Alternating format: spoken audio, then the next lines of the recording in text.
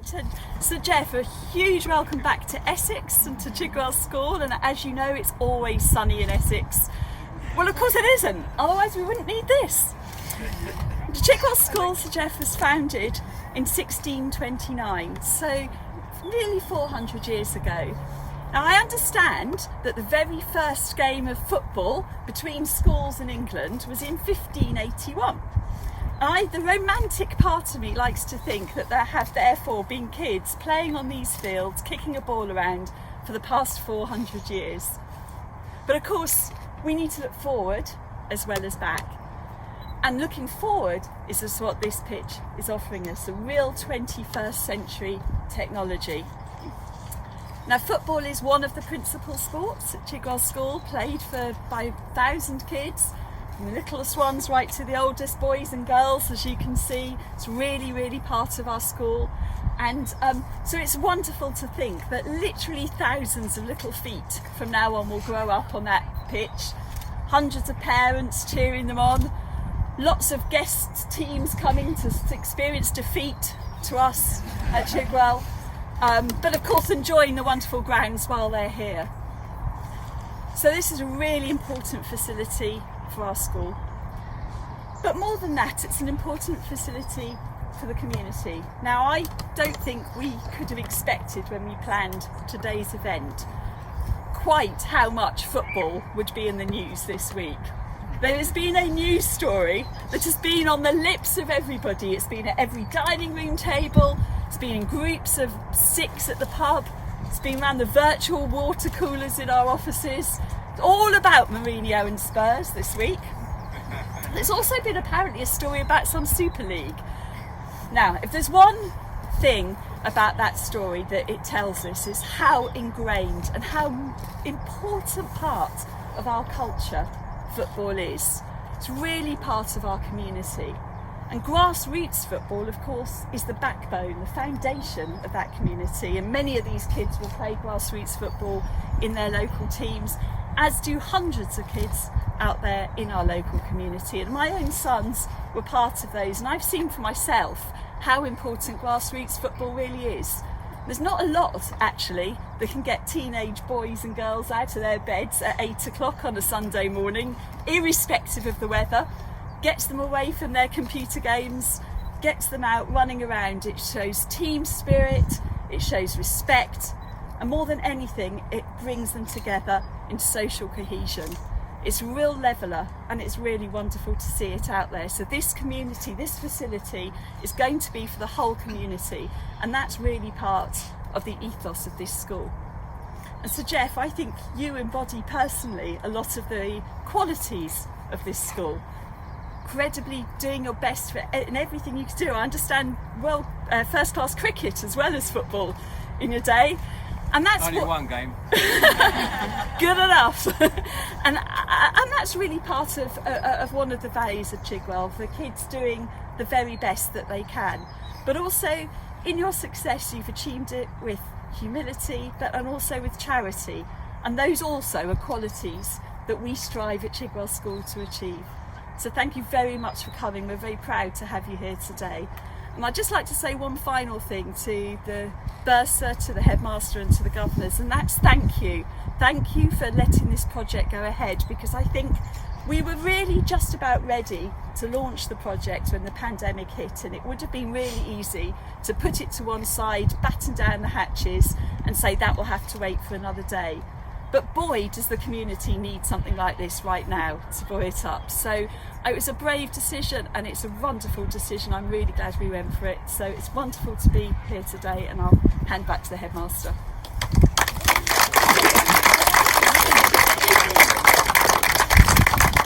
Thank you, Miss Serrelli. As always, you've taken everything I wanted to say. But I'll just speak for a couple of minutes. So in a sense, today is about football at Chigwell. And in a sense, it's about so much more than that. Of course, it is about Chigwell boys and girls playing football on that pitch here, but it's about so much more. As Mr. Serrelli said, as Sir Geoff epitomises, sport can be about sport, or it can be about people. And I know the way that Mr. Bruce and Miss Baber believe sport should be played, is about playing it in the right way, about learning, about making mistakes. That's about developing people, and that's why we put so much value on sports here, and that's why we want others in the community to have that benefit as well. And just as I said I would, just to thank some of the other people who have made this possible. Firstly, I would like to thank the governors, because they have taken the approach that we've got to keep on developing the school, keep on offering better and better facilities for those who go to the school, for those who are lucky enough to come to Chigwell, but for others in the community too, and that's the approach we're taking. But thank you too to those who have led the project. I think it's very important we thank Mr. Ray, Mr. Chapman, who have been very hands-on with this all the way through. Thank you to contractors AT Bone and Velocity, who have produced the thing and done so well, and I hope they're standing here today feeling very proud of what we have. We have representatives of our friends from Leyton Orient, who have their training base just the other side of the hedge over there on the Old Chigwellians Club. We have representatives from the Old Chigwellians, the FOC representing parents, the parents who make sure you're here on time, who support you when you play, and so on. And we have staff here. We have the likes of Miss Baber, Mr. Bruce, who leads the teaching of PE and games, but we have other staff. Some of you may even have seen Mr. Hugh, who's blended in very nicely in his West Ham kit. I'm not sure why he was wearing that. The staff who commit on top of the other teaching they do to make sport happen. The ones who say, yep, I'll take a team on a Saturday even though I'm a maths teacher or a geography teacher or whatever. That is really, really important to us. Representatives of friends in the community from Grange Farm, the home of Colebrook Royals. I know we have a very, very happy partnership there. From the Chigwell Parish Council, again representing the community, and people who help us make things happen here. Again, the ongoing development of the school. Chigwell, I hope, has a really good impact, a really positive impact on those people who come here, as I say. But I hope we have a much wider impact on the community, as Miss Serrelli said too. So thank you to all of you. Today symbolises where we are now, but also where I hope we are going to be going forwards. Finally, I would like to ask Sir Geoff Hurst to say a few words. Officially open the 3G, and I think he has agreed to answer the odd question. So, Sir Geoff. Thank you.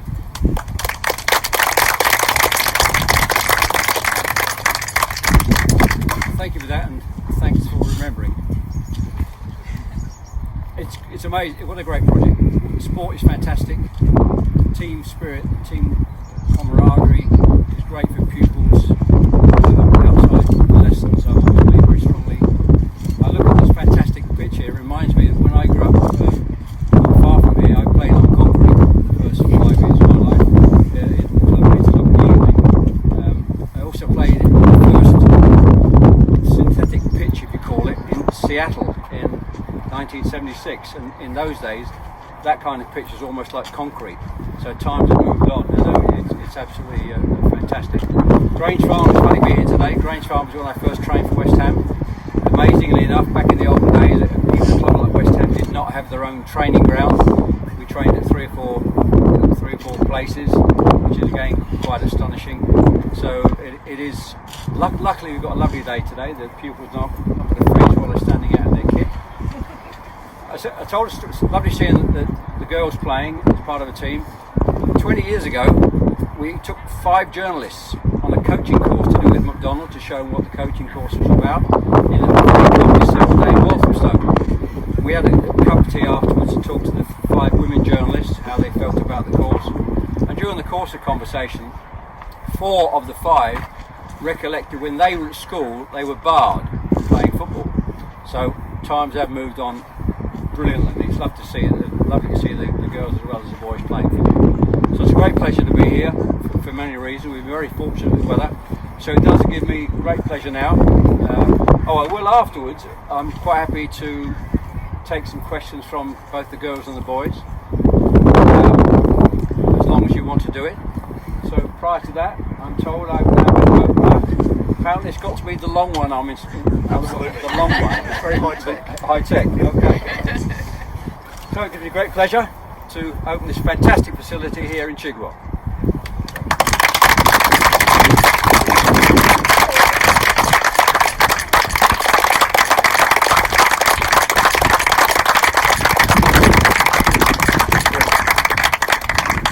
So we're going to do a little bit now, as long as you want, with the boys and the girls to ask questions. If you have any questions at all, girls and boys, I'm very happy to talk to you. Right, who is going to go first? We had a former head of German here, Sir Geoff. Someone may remember Mr. Lukesh, and I know if he was here, he would have said his question would have been, did the ball cross the line? Yes, probably. Probably. So before we ask that one, let's ask another better question. So who have we got? Let's go, Mark. Hello. What's your name? Mark. Hello, Mark. So, Jack, what was it like playing in the World Cup? The question was, what it was like playing in the World Cup? Pretty ordinary. Well, it's fantastic to play in a team, and the only time that England won a World Cup, it was amazing. And again, getting back to the point I made earlier about sport, one of the great things about a successful team in sport is the team spirit and the camaraderie that we shared amongst the 22 players.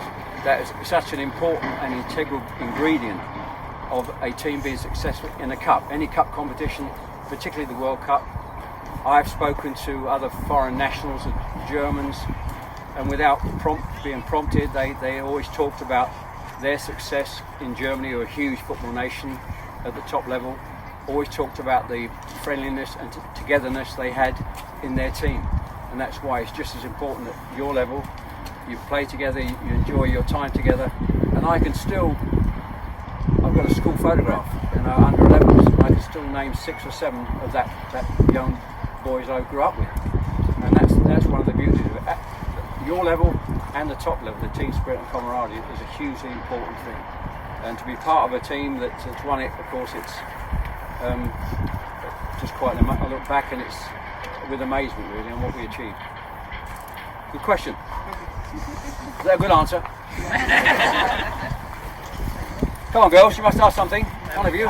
Oh, here we are. Who was the best player you ever played with? Who was the best player I played with? It's very easy. A certain player from West Ham United called. Very good over there. I'm sure one would know. Bobby Moore. He was the captain of West Ham, the captain of England.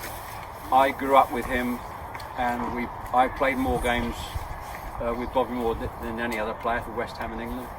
He was a great leader, a great defensive reader of the game, great captain, a very hard, disciplined worker. His training, his work ethic was fantastic, and also off the field he was always very smart. Other players looked at him and saw how smart he was on and off the field. Even they said when he played, his shorts never got dirty because that's how that iconic impression they had. One player called Mike Summerbury from Manchester City at the time, who got quite friendly with Bobby. I bumped into Mike at West Ham 4 or 5 years ago, and he said Bobby Moore was so immaculate. He said he was the only player he knew that ironed his money. That's just a story how I would say he was the best. Best against, I'll answer that, is Pele. Pele for Brazil. Played against him a couple of times for Brazil, and also once when West Ham played in New York in '69 against his own club team, and I look at him overall, and the amount that he scored over 1,000 goals. I mean, just an amazing player, a great man, a great character, lovely person, not conceited or big-headed. He was just that kind of attitude as well is good. He's great, but he didn't go around telling everybody how good he was, which sort of annoys you. And Bobby was the same. That characteristic, the greatest. And Bobby Charlton in our team was one of the greatest players of any era, and the most down-to-earth, ordinary guy you'd meet, but just brilliant. And I had the great pleasure of playing with some of the greats. Bobby was the best. Bobby was the best. Mora, I called him Mora. We all called him Moro. Oh, one more. I've got one more added quip. So many years later, that I also spoke to another player can't remember who the player was, but he said about Bobby Moore. He said, Bobby Moore, he says, the only player I know, when he gets out of the bath, he's not wet. That's how everybody saw how neat and immaculate he was as a person, as a player. Right, hello. How many times did you play for West Ham?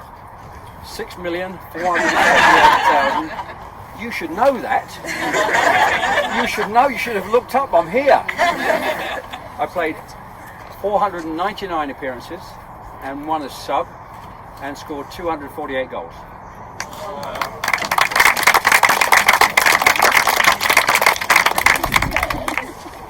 And I moved to Stoke after that, which one of the only regrets I had in my career in life was maybe moving to Stoke. Oh, Stoke was great, but leaving the club was a big blow, and I probably should have. I had one more year in my contract, and probably I should have seen it out rather than leave that year early. Then I would have actually made the 500 appearances. But I had great times at the club. Trained here, as I said, as a junior over the road there, and memorable times again for those great years at the club. Winning the FA Cup in '64, and then the Cup Winners' Cup. Only the second team that won a European competition when we beat the German team at Wembley again. And of course, the year later, we win the World Cup. West Ham had 3 players, which was more than any other club had for that national team. Bobby, myself, and Martin Peters, of course. And although I say England can win the World Cup again, I'm not sure whether any Premier League club will ever supply an England World Cup winning team with the captain, Bobby Moore, and the 2 goal scorers, Martin and myself. That will take some doing. So that kind of history is very, very important to us and to West Ham. And all coming, those players, the 3 players I mentioned, but myself, Bobby and Martin, all came through the academy, all came up as juniors through the club, through the teaching and the organisation with Ron Green, who was a great coach and great teacher. And so we were very fortunate to have him as a teacher and a master, which is the same at school. You've got good teachers at school. They're so important to your future development and your education. And that's that. Next up. Hello. What has helped you the most? What has helped me the most throughout my career? That's a very good question. I think one of the important things, not only in your own career, but is that I talked about behaviour and attitude. They're very important. Not getting disappointed in football terms if you're not picked for the team, or not getting disappointed if you don't quite get the exam results. But you've got to focus on it and carry on. Don't let it disappoint you too much if things don't go for you. Your attitude as a person is one of the most important things. You move on. You deal with things. You don't get too disappointed. You'll have disappointments. We all do in our lives, but you get over them, and your attitude's got to be so positive all the time. They're the key things for me. Attitude, and attitude, and behaviour, and attitude.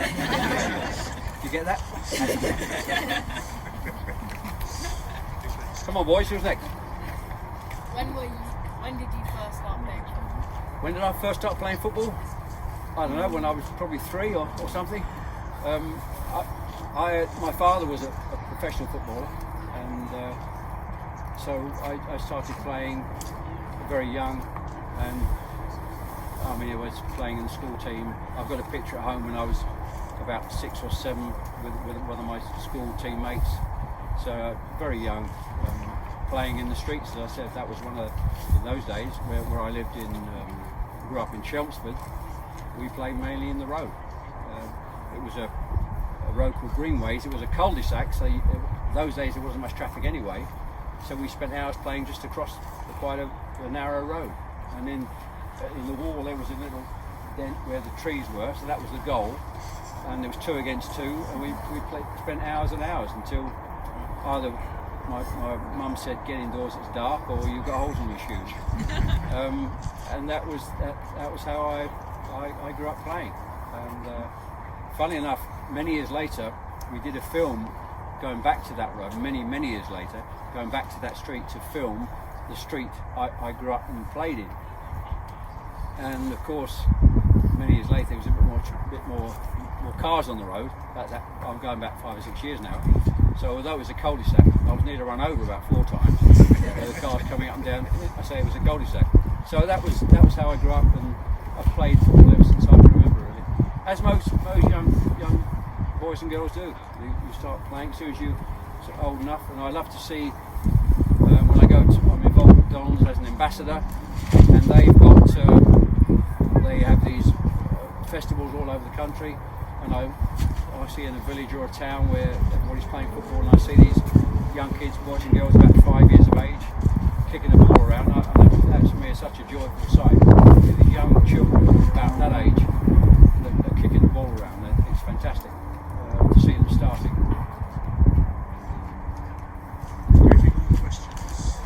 One more for luck. Right. What advice would you give to young players starting out? The advice I give to young players starting out: don't worry about winning or losing. Don't worry about winning or losing. Concern yourself about making yourself better at playing. It is not important at your age about results. It's about getting together, enjoying your football together, socially, and improving your performance. Not on your own performance, but improving performance as a team player, playing with your teammates, asking your teammate when it's the right time to do it. Don't be greedy. Don't be selfish. Perform and improve your own game and the game within your team, and enjoy it. Just enjoy it. You have to do that. Absolutely. Don't worry at all about winning or lose. Come off and enjoy the game. Improve yourself. Good question.